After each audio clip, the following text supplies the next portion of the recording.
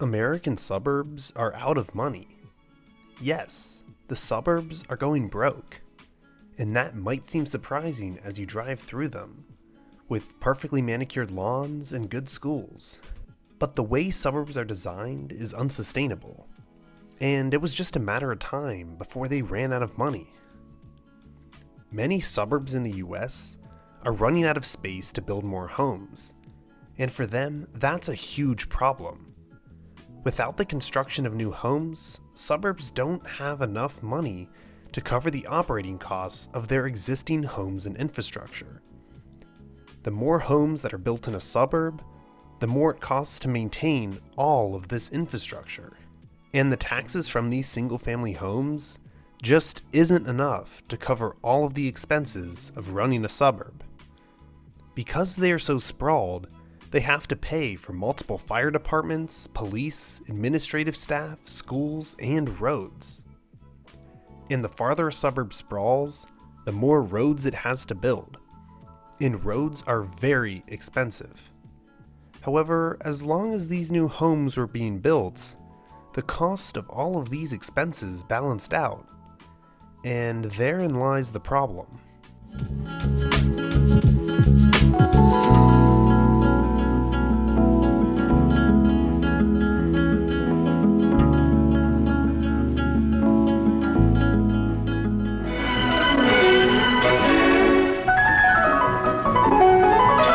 And so they join the stream of family life in the suburbs, soon to become part of its familiar sights, soon to absorb its familiar sounds. This is episode 1 of my Suburbs miniseries, which is looking at the financial implications of suburban development. In this video, we're going to address the crucial missteps made by many American suburbs, and the impact that's going to have both today and in the near future.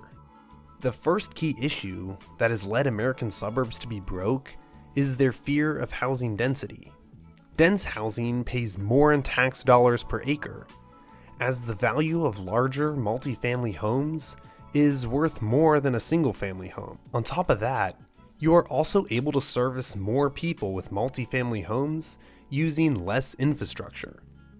For example, if you have 4 single-family homes, you have to have road infrastructure that extends 4 housing lots. However, if those 4 people lived in, say, a set of 4 townhomes that sit on 1 housing lot, you only need road infrastructure for that 1 lot. However, you are servicing 4 people.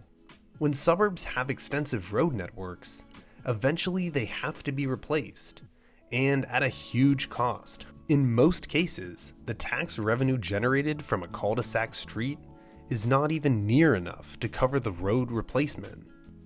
In many suburbs, the initial developer of the homes built the road, and most of these communities failed to account for the road repairs that would be needed in the future. They simply saw it as an influx of new tax revenue at essentially no upfront cost to them.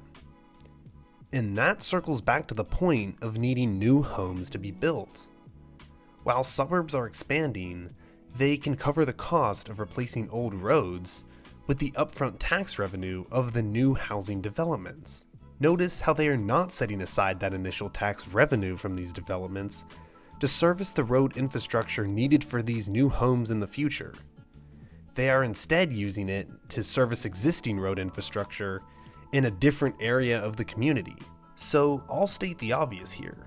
When there's no new land, there's now no money to keep repairing these roads, which leads suburbs to a very dangerous debt cycle. And that's just talking about roads. There's numerous other expenses that suburbs incur. The more people in their district limits, the more people they need to provide with education, fire, and police. Before we move on, I want to thank Liquid Pink Coffee for making this video possible. Do you really like good coffee, but live far away from your favorite coffee shop? Well, Liquid Pink Coffee delivers high-quality coffees from small farms around the world. With the link in the description, you can enhance your morning coffee experience with Liquid Pink Coffee. Now, let's get back to the video. Now, let's pivot away from homes and look more at the commercial side of suburbs. Commercial developments, in theory, should be able to generate a quality amount of property tax revenue. However, that's also not the case, because they go about it in the same exact unsustainable fashion as they do with the lack of housing density. It's simply now a lack of commercial density. It's a big market. They've added banks of storage lockers, miles of checkout counters, and endless rows of carts. Living by the automobile. The first young adults in the age of the push button.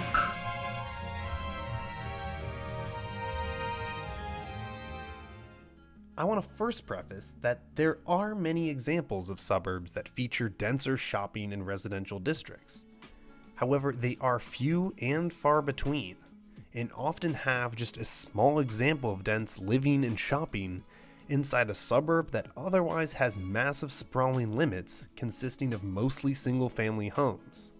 Now that that's out of the way, let's look at the style of commercial development most suburbs choose, and how that's fiscally unsustainable. Instead of promoting and zoning for enjoyable, walkable, dense shopping and multi-use areas, most suburbs tend to build multi-lane roads with lots of traffic and an excessive amount of parking at every store and destination. This lack of density has the same exact impact that housing does. These huge parking lots spread out the stores and restaurants, meaning that these suburbs have to pay more for road replacement and repairs.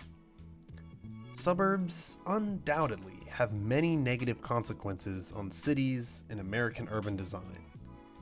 However, the damage has already been done, and now it's time to mitigate the repercussions. Suburbs don't have to be broke. They just need to overcome their fear of density. In the next video in my Suburbs mini-series, I had a discussion with the mayor of Carmel, Indiana, a suburb that embraced density and continues to push the boundaries of what it means to be a suburb. In the meantime, don't forget to subscribe, and I'll see you in the next video.